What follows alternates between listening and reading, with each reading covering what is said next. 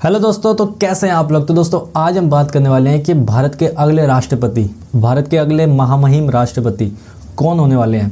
Who will be the next president of the India. तो दोस्तों 4 नाम सामने आ रहे हैं, जिनमें से एक नाम पे मोहर लग सकती है। जैसे कि आप ये न्यूज़ आर्टिकल भी देख सकते हैं कि who is the next president, then PM Modi can surprise, 4 name are most discussed. तो दोस्तों बात करेंगे पूरे इस टॉपिक के बारे में आज। मेरा नाम है नरेंद्र, स्वागत है आपका डिजिटल स्टडी में।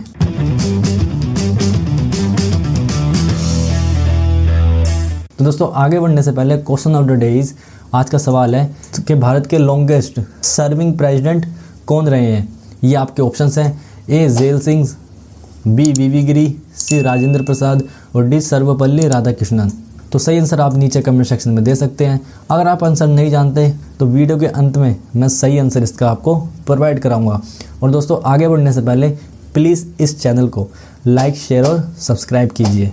तो दोस्तों भारत के अगले प्रेसिडेंट की बात क्यों कर रहे हैं, तो दोस्तों आपको बता दूं कि 25 जुलाई 2022 को जो अभी हमारे करंट प्रेसिडेंट हैं श्री रामनाथ कोविंद जी, उनका जो टर्म है, उनका जो 5 साल का टर्म है वो ख़त्म हो जाएगा 25 जुलाई 2022 को, आफ्टर 5 मंथ, 5 महीने के बाद, जिसके बाद प्रेसिडेंट के इलेक्शन का प्रोसेस शुरू हो जाएगा। दोस्तों इससे पहले 5 असेंबली के इलेक्शन भी है, जिसमें ये चर्चा भी हो रही है बीजेपी और आरएसएस के अंदर के प्रेसिडेंट का अगला चेहरा किसे प्रेसिडेंट के रूप में रिप्रेजेंट करना चाहिए।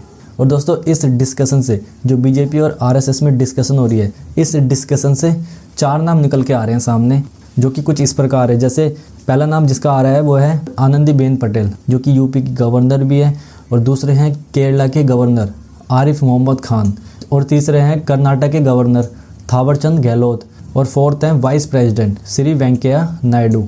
दोस्तों जो 4 नाम निकल के आ रहे हैं उसमें सबसे ऊपर नाम जिसका आ रहा है वो है श्री आनंदीबेन पटेल, जो कि पीएम मोदी की वेरी क्लोज करीबी बताई जाती हैं। और दोस्तों आनंदी पटेल यूपी की गवर्नर से पहले वो गुजरात के सीएम भी रह चुकी हैं। और दोस्तों दूसरा नाम जिनका निकल के आ रहा है उनका नाम है आरिफ मोहम्मद खान, जी हाँ दोस्त, जो कि केरल के गवर्नर भी है और वो यूपी के बुलंदशहर से बिलोंग करते हैं। और दोस्तों इनका चेहरा तब सामने आता है जब साहबानो केस में यह राजीव गांधी की गवर्नमेंट में एक यूनियन मिनिस्टर की पोस्ट पे होते हैं। और दोस्तों यह अपनी पोस्ट से इस्तीफा दे देते हैं, रिज़ाइन दे देते हैं in the case of Shah Bano case, जैसे कि आप साहबानो केस के बारे में ही जानते ही होंगे। और दोस्तों तब ये लाइमलाइट में आते हैं, और ये लगातार आपने देखा होगा पिछले कुछ सालों में कि बीजेपी को लगातार सपोर्ट करते आए हैं, चाहे वो ट्रिपल तलाक का मामला हो, चाहे सीए को हो, किसी चीज़ का भी मामला हो, ये बीजेपी की आइडियोलॉजी से सपोर्ट करते आए हैं, बीजेपी की आइडियोलॉजी को। और दोस्तों तीसरा नाम जिनका निकल के आ रहा है उनका नाम है वेंकैया नायडू, जो कि करंटली अभी वाइस प्रेसिडेंट है, जो कि आंध्र प्रदेश से बिलोंग करते हैं और काफ़ी लंबे समय से बीजेपी से जुड़े हुए हैं। और ये बीजेपी के नेशनल प्रेसिडेंट भी रह चुके हैं फ्रॉम द 2002 टू 2004, 2002 से 2004 तक ये बीजेपी के नेशनल प्रेसिडेंट भी रह चुके हैं। और ये अटल बिहारी वाजपेयी की गवर्नमेंट में ये यूनियन मिनिस्टर भी रह चुके हैं फॉर रूरल डेवलपमेंट के लिए। और दोस्तों यह 2014 में जब से बीजेपी की सरकार आई थी, यह मोदी गवर्नमेंट में एक इम्पोर्टेंट डिपार्टमेंट भी संभाल चुके हैं, जो कि है urban development, housing, urban poverty alleviation, important broadcasting and parliamentary work, जो कि मोदी सरकार में इन्होंने संभाल रखा है। और दोस्तों वाइस प्रेसिडेंट बनने से पहले इन्होंने ये सब संभाला, जो कि अगस्त 2017 तक था। और दोस्तों अगर बीजेपी इनको प्रेसिडेंट बनाती है तो ये साउथ कम्युनिटी में, जो कि साउथ में बीजेपी का एक इतना अच्छा वोट शेयर नहीं है जितना कि सेंट्रल और नॉर्थ में बीजेपी का वोट शेयर है, तो ये वेंकैया नायडू को एक प्रेसिडेंट के रूप में, कैंडिडेट के रूप में खड़ा कर सकती हैं, ताकि साउथ इंडिया में एक मैसेज पहुंचाया जा सके, जो कि एक स्ट्रॉन्ग मैसेज के रूप में उभरेगा। और दोस्तों अब तक के जिसमें मुस्लिम राष्ट्रपति रह चुके हैं उनमें नाम आते हैं जाकिर हुसैन, फखरुद्दीन अली अहमद, और तीसरे आते हैं एपीजे अब्दुल कलाम। और दोस्तों अब तक दलित राष्ट्रपति जितने रह चुके हैं उनमें आते हैं 2 का नाम, एक आता है KR नारायणन और दूसरे आते हैं रामनाथ कोविंद, जो कि अभी करंटली हमारे प्रेसिडेंट हैं। और तीसरी कैटेगरी में आती है महिलाएं राष्ट्रपति, उनमें अभी तक एक ही बनी है जिनका नाम है प्रतिभा पाटिल। और दोस्तों चौथी कैटेगरी आती है इसमें भारत के, जो कि बिलोंग करते हैं दक्षिणी भारत से, साउथ इंडिया से बिलोंग करते हैं, जिनमें नाम आता है डॉक्टर सर्वपल्ली राधाकृष्णन, बीवी गिरी, नीलम संजीव रेड्डी और आर वेंकटरमन। और दोस्तों जो राष्ट्रपति की जो टर्न होती है, जो उनका एंडिंग डे होता है, वो अभी तक पिछले 45 सालों से 25 जुलाई ही आता जा रहा है। जब से नीलम संजीव रेड्डी ने शपथ ली थी 25 जुलाई 1997 को, तब से यह डेट एज इट इज़ बढ़ती आ रही है, 25 जुलाई ही फिक्स डेट आती जा रही है।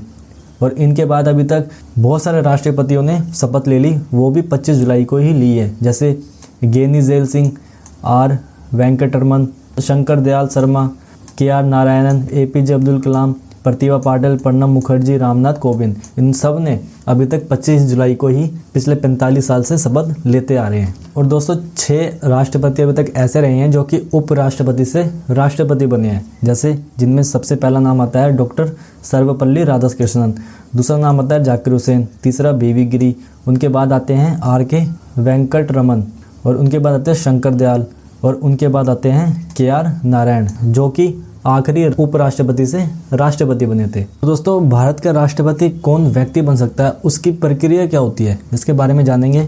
तो दोस्तों पहला स्टेप होता है नॉमिनेशन का, जिसमें कोई भी व्यक्ति नॉमिनेशन कर सकता है। उसको सिर्फ 15,000 रुपये की फ़ीस देनी पड़ती है, और 28 जून से पहले कोई भी व्यक्ति नॉमिनेशन कर सकता है। तो दोस्तों दूसरा स्टेप होता है वोटिंग का।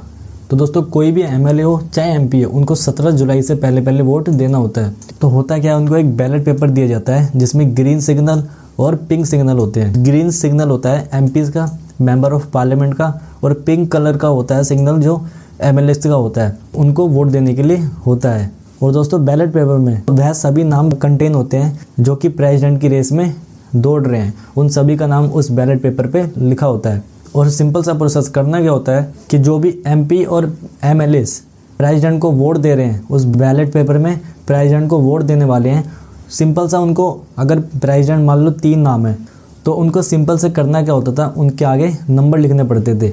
जैसे अगर मेरे को वोट देना है तो मैं एक नंबर लिखूंगा जो मेरे को सबसे ज़्यादा प्रेसिडेंट के कैंडिडेट के रूप में पसंद है। जैसे एक नंबर उसके आगे लिखूंगा, जैसे कोई भी हो सकता है ए के आगे मैं एक नंबर लिख दूंगा, क्योंकि मेरे को सबसे ज़्यादा वह प्रेसिडेंट के रूप में पसंद है जिसको मैं वोट देना चाहता हूँ। और अगर मेरे को C नाम का दूसरे नंबर पे चाहिए, कि जो C नाम के आगे जो प्रेसिडेंट का कैंडिडेट है वो मैं दूसरे नंबर पे रखना चाहता हूँ, तो उसके आगे 2 नंबर लिखना पड़ता है। और ऐसे ही ये लंबा प्रोसेस चलता रहता है, 1 2 3 4, पहले आप किसको प्रेसिडेंट बनाना चाहते हैं, दूसरे नंबर पे आप किसको बनाना चाहते हैं, तीसरे नंबर पे आप किसको बनाना चाहते हैं। अगर पहले वाला नहीं बनता, दूसरे वाला नहीं बनता, इसलिए वो नंबर दिए जाते हैं। और दोस्तों अगला स्टेप आता है सेग्रीगेटिंग बैलेट पेपर।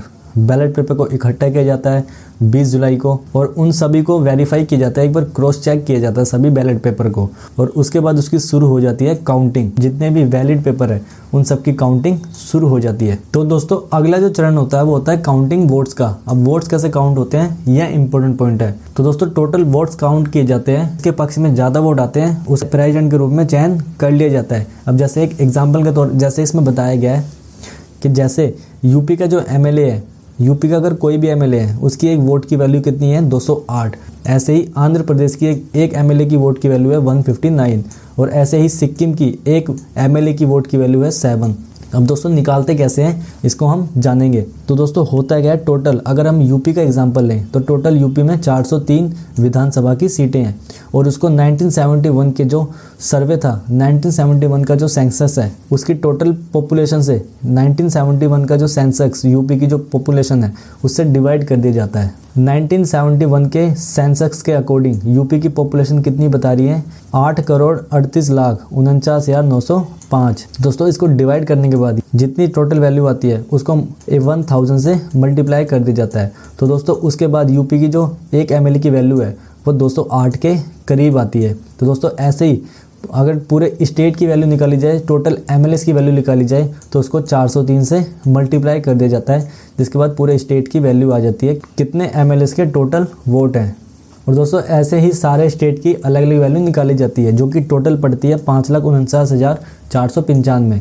अब दोस्तों हमारे पास MLAs की वैल्यूज़ तो आ गई टोटल स्टेट की। अब MP की वैल्यू निकालने के लिए, मेंबर ऑफ पार्लियामेंट की एक वोट की वैल्यू निकालने के लिए क्या करना पड़ता है, ये जितनी संख्या MLAs की आई है इसको डिवाइड किया जाता है total member of MP plus total member of Rajya Sabha. Rajya Sabha के टोटल मेंबर जो कि 233 के आसपास है, और टोटल मेंबर ऑफ लोकसभा के जो 543 के आसपास है, उन सबको डिवाइड कर दिया जाता है इस टोटल से, और ये तकरीबन 708 आती है। और दोस्तों इसके बाद इसको 576 से मल्टीप्लाई किया जाता है, जो कि टोटल लोकसभा और टोटल राज्यसभा के मेंबर होते हैं उनसे प्लस करके उनकी वैल्यू इससे मल्टीप्लाई किया जाता है, जो कि टोटल 5 लाख कुछ के करीब आती है।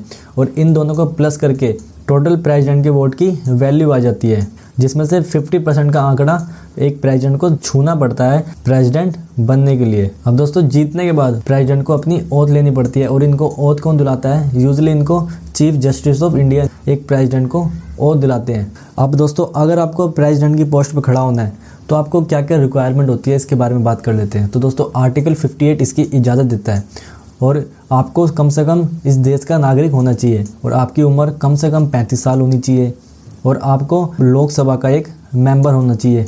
और दोस्तों अगर आप प्रेसिडेंट इलेक्शन लड़ रहे हैं तो आपके पास कोई भी होल्डिंग नहीं होनी चाहिए of the any government office की। तो दोस्तों जो मैंने आपसे क्वेश्चन पूछा था कि सबसे लॉन्ग टर्म प्रेसिडेंट इंडिया के कौन रहे हैं, उसका आंसर है सी। जी हाँ दोस्तों, डॉक्टर राजेंद्र प्रसाद, जो कि लॉन्गेस्ट 12 साल तक देश के राष्ट्रपति के रूप में काम कर चुके हैं। फ्रॉम द 1950 टू 1962 तक 12 सालों तक वो देश के राष्ट्रपति के रूप में उन्होंने देश को सेवा दे रखी है। और दोस्तों उनकी मृत्यु 28 फरवरी 1963 को हो जाती है, जो कि 78 ईयर्स की एज में होती है। तो दोस्तों आप क्या सोचते हैं कि कौन प्रेसिडेंट का चेहरा हो सकता है 2022 के इलेक्शन में? नीचे कमेंट सेक्शन में आप अपना आंसर लिख सकते हैं। अगर आपको ये वीडियो पसंद आई हो तो प्लीज़ इसे अप्रिशिएट कीजिएगा, लाइक शेयर और सब्सक्राइब कीजिएगा। धन्यवाद दोस्तों, थैंक्स।